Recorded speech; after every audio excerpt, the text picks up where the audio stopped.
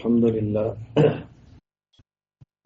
لله نحمده ونستعينه ونستغفره ونؤمن به ونتوكل عليه ونعوذ بالله من شرور أنفسنا ومن سيئات أعمالنا من يهده الله فلا مضل له ومن يضلل فلا هادي له ونشهد أن لا إله إلا الله وحده لا شريك له ونشهد أن سيدنا ومولانا محمدا عبده ورسوله أما بعد فأعوذ بالله من الشيطان الرجيم بسم الله الرحمن الرحيم قل إن كنتم تحبون الله فاتبعوني يحببكم الله ويغفر لكم ذنوبكم والله غفور رحيم وقال النبي صلى الله عليه وسلم لا يؤمن أحدكم حتى أكون أحب إليه من والده وولده والناس أجمعين اللهم صل على محمد وعلى آل محمد كما صليت على إبراهيم وعلى آل إبراهيم إنك حميد مجيد اللهم بارك على محمد وعلى آل محمد كما باركت على إبراهيم وعلى آل إبراهيم إنك حميد مجيد اللہ تعالیٰ کا بہت احسان ہے کہ اللہ تعالیٰ نے اپنے حبیب صلی اللہ علیہ وسلم کے شہر مبارک میں آنے کی توفیق عطا فرمائی۔ گزشتہ کل میں نے عرض کیا تھا کہ جتنی محبت کی وجہ ہو سکتی ہیں وہ ساری حضور اکرم صلی اللہ علیہ وسلم کی ذات گرامی میں موجود ہے۔ رسول اکرم صلی اللہ علیہ وسلم کی محبت کا تقاضا یہ ہے کہ رسول اکرم صلی اللہ علیہ وسلم کی اتباع کریں، اور اتباع کا مطلب کیا ہے کہ رسول اللہ صلی اللہ علیہ وسلم نے جو بات فرمائی وہ سمجھ آئے تب بھی قبول کریں، نہ سمجھ آئے تب بھی قبول کریں۔ رسول اکرم صلی اللہ علیہ وسلم نے جو اعمال فرمائے وہ سمجھ آئے تب بھی قبول کریں، اور سمجھ نہ آئے تب بھی قبول کریں۔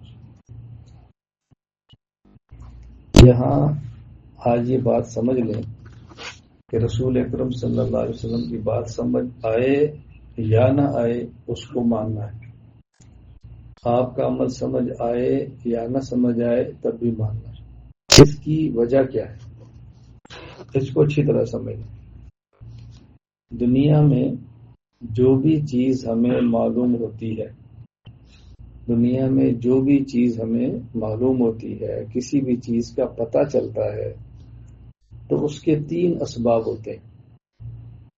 ایک سبب ہے جسے ہم کہتے ہیں حواس، 5 حواس جو نظر آتے ہیں۔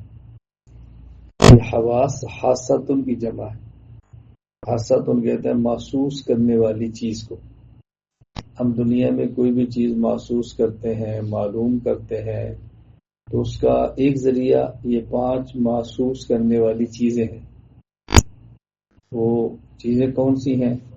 ہمارا کان ہے، ہماری آنکھ ہے، ہمارا ناک ہے، ہمارا منہ ہے، ہمارا ہاتھ اور جسم کی ظاہری جلد ہے۔ عربی میں سے کہتے ہیں حواس خمسہ ظاہرہ۔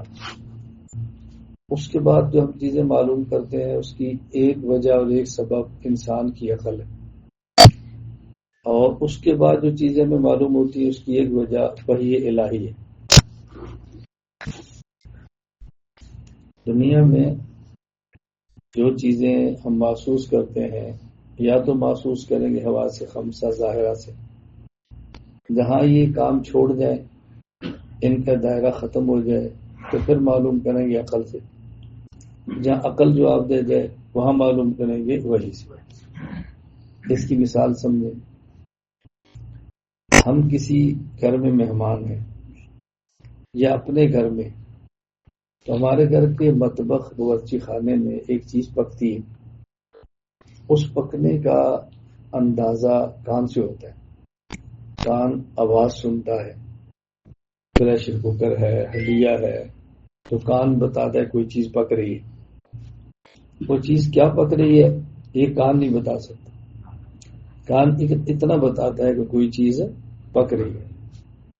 وہ چیز پک کے جب سامنے آتی ہے تو پھر آنکھ دیکھتی ہے، تو آنکھ بتاتی ہے کہ دال ہے، گوشت ہے، سبزی ہے۔ یہ کان کا کام نہیں ہے، آنکھ کا ہے۔ آنکھ نے دیکھ لیا، اب اس کے بعد یہ چیز ہمارے سامنے موجود ہے، تو اس کے اندر سے خوشبو کیسی آ رہی ہے، یہ آنکھ نہیں بتا سکتی، یہ ناک بتائے گا۔ آنکھ کا کام ختم ہو گیا۔ ناک جب اس چیز کو سونگھتا ہے تو بتاتا ہے خوشبو کیسی ہے، مہک کیسی ہے، کھانا جل تو نہیں گیا، کھانا ٹھیک ہے۔ یہ ناک بتا رہا ہے سونگ کر۔ اس کے بعد پھر یہ چیز پکی ہے، یہ میٹھی ہے، یہ کھٹی ہے، یہ کڑوی ہے، یہ زبان بتائی۔ یہ ناک کا کام نہیں۔ یہ جو ہمارے سامنے کھانا پڑا ہوا ہے، یہ گرم ہے، یہ ٹھنڈا ہے، یہ زبان کا کام نہیں ہے۔ یہ اس جسم کے اندر چھونے والی قوت کا نام ہے جو چھو کر بتاتی ہے۔ وہ اللہ نے پورے جسم میں رکھی ہے، سر سے لے کر پاؤں تک پورے جسم کی چمڑی کے اندر ایک پھیلائی ہے یہ قوت محسوس کرنے والی، چھو کر۔ عام طور پر ہاتھ سے چھوتے ہیں، اس لیے ہم کہتے ہیں کہ ہاتھ نے بتایا، پھر اسے کہتے ہیں قوت لامسہ۔ تو انسان کے جسم کے ظاہر میں اللہ نے 5 حصے رکھی۔ پہلی حص کیا ہے؟ باصرہ، دیکھنے والی، وہ آنکھ ہے۔ دوسری حص کیا ہے؟ سونگھنے والی، شامہ، یہ ناک ہے۔ تیسری حص کیا ہے؟ چکھنے والی، ذائقہ، یہ زبان ہے۔ اور چوتھی حص کیا ہے؟ یہ سننے والی، شروع میں سامعہ۔ پانچویں کیا ہے؟ چھونے والی۔ ان کا کام پورا ہوگا۔ اب یہ جو ہمارے سامنے کھانا پڑا ہوا ہے، یہ مفید ہے یا مضر، نفع بخش ہے، نقصان دہ، یہ 5 قوتیں نہیں بتا سکتی۔ یہ فیصلہ عقل نے کرنا۔ یہ کھانا آپ نہ کھائیں، آپ کو شوگر ہے، یہ عقل بتائے۔ یہ کھانا آپ نہ کھائیں، آپ کا معدہ کمزور ہے، عقل بتائے۔ اس لیے کہتے ہیں حکیم عقل مند ہوتا ہے، کیونکہ وہ فیصلے عقل سے کرتا ہے نا، عقل سے۔ اور ایک وقت آتا ہے کہ اس میں عقل بھی کام چھوڑ جاتی، عقل بھی کام چھوڑ جائے گی۔ عقل کہاں چھوڑے گی؟ اب ایک اگلا مرحلہ ہے، جو ہم نے کھایا ہے یہ حلال ہے یا حرام ہے، یہ عقل نہیں بتا سکتی۔ یہ حلال اور حرام ہونے کا فیصلہ یہ وہی نہیں کرتا۔ تو نبی جو دنیا میں آتے ہیں، نبی یہ بتانے کے لیے نہیں آتے کہ کیا پکا ہے، یہ نہیں بتاتے کہ گرم ہے کہ ٹھنڈا ہے۔ پیغمبر یہ نہیں بتائیں گے مفید ہے نقصان دہ ہے، وہ بتائیں گے کہ حلال ہے یا حرام۔ اس کے کھانے سے تمہارا آخرت میں فائدہ کیا ہوگا اور تمہارا آخرت میں نقصان کیا ہوگا۔ اصل پیغمبر کا منصب یہ ہوتا ہے، یہ ان کا ایک احسان ہوتا ہے کہ کبھی وہ یہ بھی بتا دے اس کا فائدہ کیا ہے، کھجور کا کیا فائدہ ہوگا، ککڑی کا کیا فائدہ ہوگا، تربوز کا کیا فائدہ ہوگا، سرما لگاؤ گے کیا فائدہ ہوگا، تیل لگاؤ کیا فائدہ ہوگا۔ یہ نبی کی آمد کے مقاصد میں سے نہیں ہے، یہ ان کا احسان ہے کہ اضافی چیزیں بھی بتا دیتے۔ پیغمبر کی آمد کا جو اصل مقصد ہوتا ہے، وہ رسول اکرم صلی اللہ علیہ وسلم نے پہلے دن جب آپ نے خطاب فرمایا تو آپ نے فرمایا تھا انی نذیر لکم بین یدی عذاب شدید، میں تمہیں ایک خدا کے بہت بڑے عذاب سے ڈرانا چاہتا ہوں۔ تو پیغمبر کی جو صفات ہیں، ان تمام صفات کا خلاصہ 2 صفتیں، ایک ہے صفت بشیر اور ایک ہے صفت نذیر۔ اب بشیر کا معنی خوشخبری دینے والا اور نذیر کا معنی ہے ڈرانے والا۔ خوشخبری جنت کی اور ڈرانا ہے جہنم سے۔ اب بشیر اور نذیر کے اندر یہ چیزیں تو نہیں آ رہی جو شروع کی، تو اس کا تعلق وحی کے ساتھ ہے۔ رسول اکرم صلی اللہ علیہ وسلم کے بارے میں قرآن کریم میں ہے وما ينطق عن الهوى ان هو الا وحی یوحی۔ رسول اکرم صلی اللہ علیہ وسلم کوئی بات بھی اپنی خواہش اور مرضی سے نہیں بولتے، آپ جو کام بھی کرتے ہیں وہی سے کرتے ہیں۔ اچھی طرح بات سمجھ لیں، وما ينطق عن الهوى ان هو الا وحی یوحی، پیغمبر کی جو بات ہے وہی ہوتی ہے۔ اس وحی سے پہلے دو چیزیں ہیں، نمبر 1 5 حواس، نمبر 2 عقل، اور عقل کے بعد وحی۔ تو وہی کام وہاں شروع کرتی ہے جہاں عقل کی حد پوری ہو جاتی ہے، اور ہم نے کسی بات کو سمجھنا ہے تو عقل سے، اور وحی کا کام یہ عقل کے بعد ہے۔ اس لیے میں نے گزارش کی ہے کہ نبی کی بات کو کبھی عقل سمجھ لیتی ہے اور کبھی عقل نہیں سمجھ۔ تو میں یہ نقطہ سمجھا رہا ہوں کہ رسول اکرم صلی اللہ علیہ وسلم بات سمجھ آئے تب بھی مان، نہ سمجھ آئے تب بھی۔ کیوں؟ اس لیے کہ پیغمبر کی بات وہ عقل کی حد ختم ہوتی ہے تو پھر شروع ہوتی ہے۔ ہم چھوٹے بچوں سے کہتے ہیں بیٹا یہ بات تمہیں ابھی سمجھ نہیں آئی، کبھی بیٹا چھوٹی عمر بھی نہیں سمجھ لیتے، کبھی نہیں سمجھتا۔ چھوٹا بچہ کبھی بات کو سمجھ لیتا ہے اور کبھی نہیں سمجھتا۔ آپ میری بات سمجھ رہے؟ میں کوئی شرط لگاتا ہوں کہ آنے والا کون ہونا چاہیے، آپ سمجھ آ رہی میری باتیں؟ آپ میں جو اصول طے کرتا ہوں نا ایسے طے نہیں کرتا، یہ میں ساتھ ساتھ آپ کو بتاتا ہوں تو آپ کو احساس ہو کہ میں کوئی بات کیوں طے کرتا ہوں۔ میں خیر عرض کر رہا تھا کہ نبی صلی اللہ علیہ وسلم کی بات سمجھ آئے تو تب بھی ماننی ہے، نہ سمجھ آئے تب بھی ماننی۔ یہ میں سمجھا رہا ہوں کہ نہ سمجھ آئے تب بھی ماننی۔ کیوں؟ آپ کی بات عقل کے خلاف نہیں ہے، عقل سے ماورا ہے، عقل کے خلاف نہیں، عقل سے ماورا ہے، عقل کے مخالف نہیں، عقل سے بلند ہے۔ اور جو چیز عقل سے بلند ہو کبھی اس کی عقل سمجھ لیتی ہے اور کبھی اس کو نہیں سمجھتی۔ کسی چیز کا عقل کے مخالف ہونا اور ہوتا ہے اور عقل سے بلند ہونا اور ہوتا ہے۔ کھڑا ہو، عقل کے مخالف ہونا اور ہوتا ہے اور عقل سے بلند ہونا اور، دونوں میں فرق ہے۔ عقل سے بلند ہو پھر بھی ماننا ضروری ہے۔ میں اس کی آسان سی مثال دیتا ہوں کہ شریعت کے احکام کا مکلف وہ شخص ہے، نمبر 1 مسلمان، نمبر 2 بالغ، نمبر 3 عاقل۔ کافر احکام شریعت کا پابند نہیں، مسلمان ہو اور نابالغ ہو احکام کا پابند نہیں ہے، مکلف نہیں۔ مسلمان بھی ہو بالغ بھی ہو لیکن عاقل نہ ہو تو احکام کا پابند۔ اس کا معنی یہ ہے کہ وہ بچہ جو بالغ ہے وہ عقل مند ہے، ہم پھر بھی کہتے ہیں کہ تو بات نہیں سمجھے گا، پھر بھی کہتے ہیں کہ بیٹا تو یہ آپ تفسیر کر رہے ہو سمجھ نہیں رہا۔ اس کا مطلب کیا ہے کہ وہ جو قرآن کی تفسیر ہے یا حدیث کی شرح ہے اس بچے کی عقل کے خلاف نہیں ہے، جی عقل سے بلند ہے۔ سوال ہے جب عقل سے بلند ہے تو پھر یہ پابند کیوں ہے؟ اس کی عقل سے چیز بلند ہے، اس کی عقل میں سمجھ آنے والی نہیں، یہ پھر بھی پابند ہے۔ تو بندہ تو اس چیز کا پابند ہو جو سمجھ آئے، جو سمجھ بھی نہیں اس کا پھر بھی پابند ہے۔ اس کی وجہ بچہ اتنی بات سمجھتا ہے کہ ہمارے پیغمبر کی ہر بات سچی ہوتی ہے، اس لیے پابند ہے۔ اس لیے نہیں پابند کہ اس کو سمجھ آ رہی ہے، اتنی اس کے اندر سمجھ ہے کہ میں کس نبی کا امتی ہوں، اس نبی کو وحی آتی ہے، وہ نبی اللہ کا رسول ہوتا ہے، جو بات کہتا ہے اپنی طرف سے نہیں کہتا، اللہ کی طرف سے کہتا ہے، اتنی بات سمجھ آتی ہے نا۔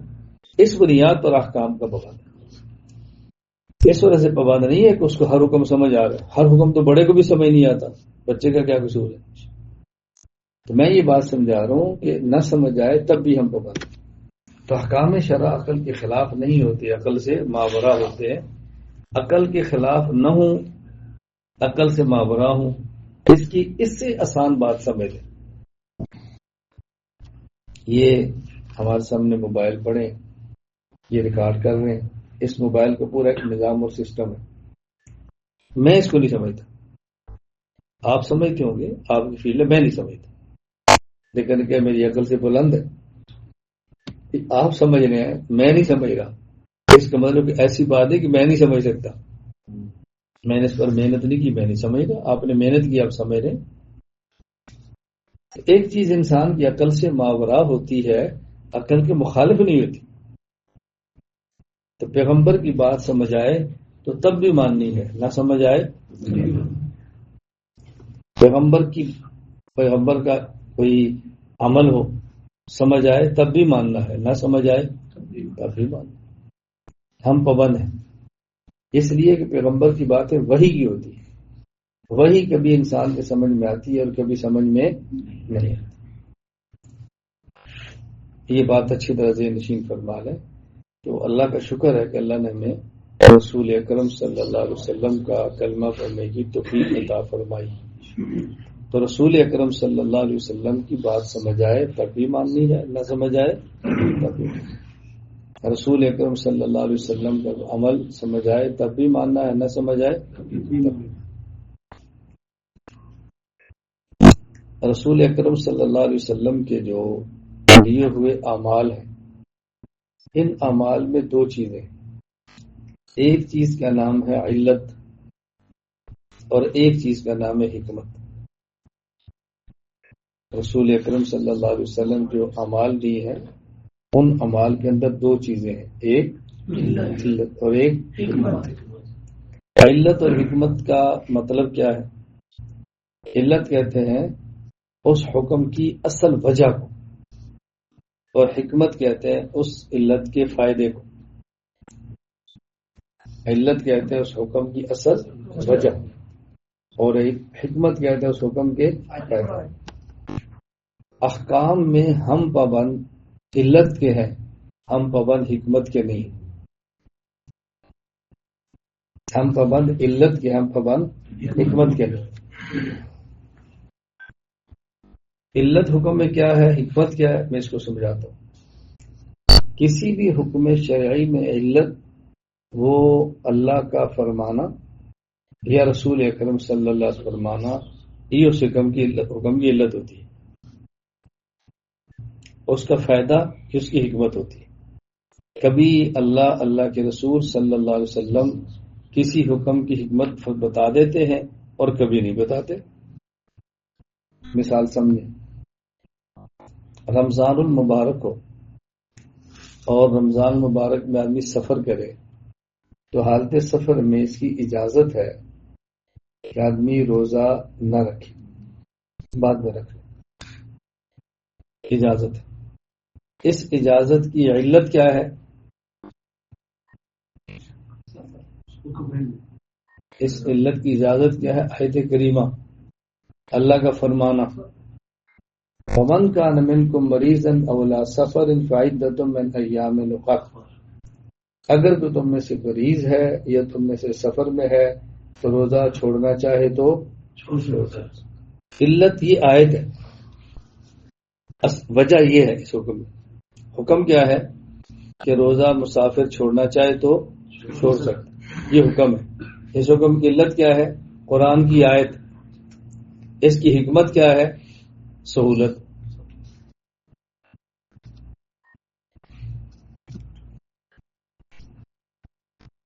حکمت کیا ہے اس کی؟ سہولت، آسانی، سہولت۔ بات سمجھیں، مسافر، میں اتنا اہم مضمون آپ کو بتا رہا ہوں کہ آپ ہزاروں کتابیں کھنگالیں گے تو آپ کو ملے گا نہیں، ملے گا تو آپ سمجھیں گے نہیں۔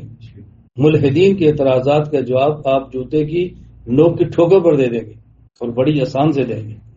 لوگ کہتے ہیں کہ ہم جواب ان کے نہیں دے سکتے کیونکہ ہم سنتے ہی نہیں ہیں، سمجھتے نہیں ہیں، تو جواب کہاں سے دیں گے؟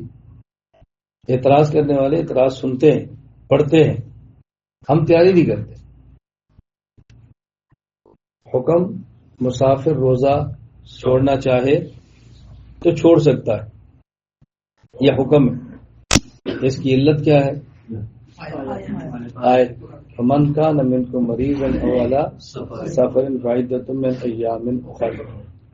اور مسافر روزہ چھوڑ سکتا ہے، اس کی حکمت سہولت۔ اب سنیں، آج کے دور میں اعتراض کیا جاتا ہے کہ یہ روزہ چھوڑنے کی اجازت تو اس لیے تھی کہ مشقت تھی، آج تو کوئی مشقت نہیں، تو آج آپ کیوں چھوڑ دیں؟ کیوں چھوڑ دیں؟ کیا جواب دیں گے؟ کیا جواب دیں؟ بھائی روزہ چھوڑنے کی علت آیت ہے، وہ آج بھی ہے. حکمت کیا ہے؟ سہولت ہو تو ٹھیک ہے، نہ ہو تو ٹھیک ہے. لوگ سوال کیا کرتے ہیں سمجھ لیں.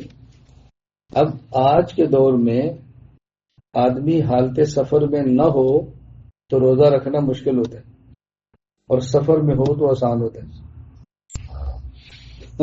ہم پنجاب میں ہیں، گرمی کا روزہ ہے، بجلی نہیں ہے تو کتنا مشکل ہے. اور سفر میں کوچ میں بیٹھے ہیں، لاہور گئے ہیں، اے سی چل رہا ہے. آگے مدینہ کا سفر کیا تو اے سی چل رہے ہیں، ایئرپورٹ پہ اترا تو اے سی چل رہا ہے، مسجد نبی کے اندر ہے تو اے سی چل رہا ہے، اور کھجوریں اور زمزم سامنے پر افطاری کے لیے پڑا ہوا ہے. آسان ہے نا. تو دیکھو سفر نہیں تھا تو مشقت تھی، سفر ہے تو آسانی ہے.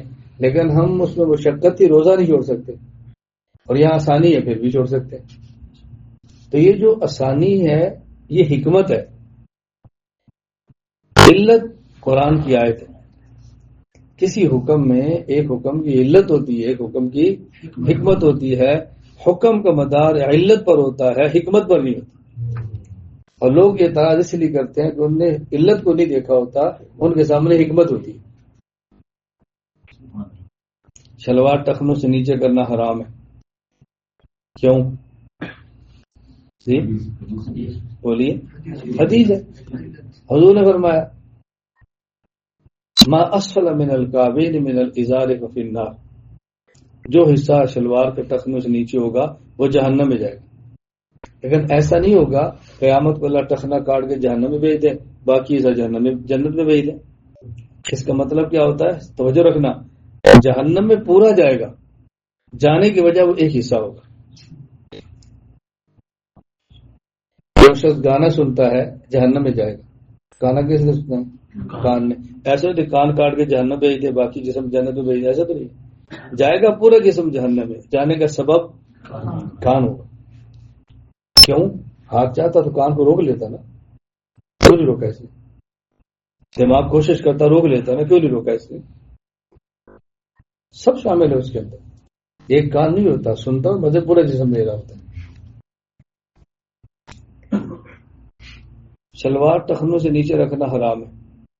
علت حدیث، حکمت تکبر. لوگ کہتے ہیں جی میں شلوار ٹخنوں سے نیچے کیوں کروں، میرے تو تکبر نہیں ہے.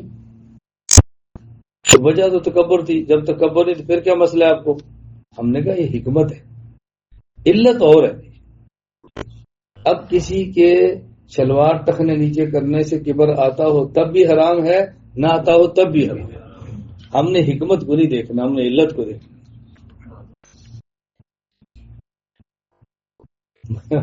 مجھے ایک ساتھی نے کہا جی اگر شلوار آدمی ٹخنوں سے نیچے کرے اور اس کے دل میں تکبر نہ ہو پھر تو میں نے کہا اوپر کر لے، کیا مسئلہ اس کو؟ کوئی رکاوٹ تو ہے نا جو اوپر نہیں کرنے دے رہی، کیا مسئلہ اس کا؟ وہ جو شلوار نیچے کرنے پر زور دے رہا ہے تو کوئی مسئلہ ہے نا اندر، کیوں نہیں کرتا اوپر؟ یہی شریعت کی حکمت ہے. اس کو مثال سے سمجھو گے تو بات آپ پر کھلے گی، ورنہ بات نہیں کھلے گی. حکمت ہو نہ ہو مدار علت پر ہے، اس کو سمجھو. ہم گاڑی پہ بیٹھے اور آگے اشارہ آ گیا، سرخ اشارہ چل رہا ہے، گاڑی کو روک دو، گاڑی کو روک دو. یہ جو سرخ اشارے کے جلنے پر گاڑی روکنی ہے کیوں؟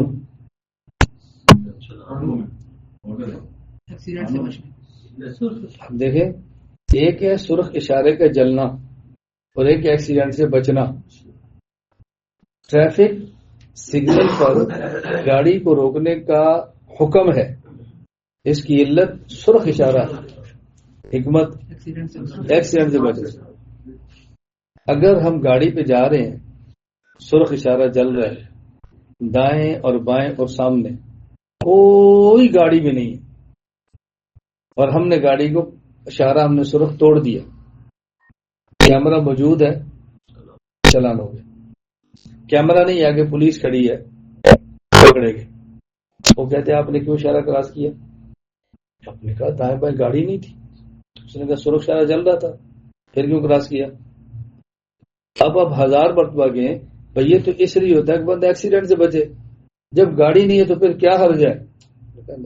سوال ایک سرخ اشارہ جل رہا کر لیں.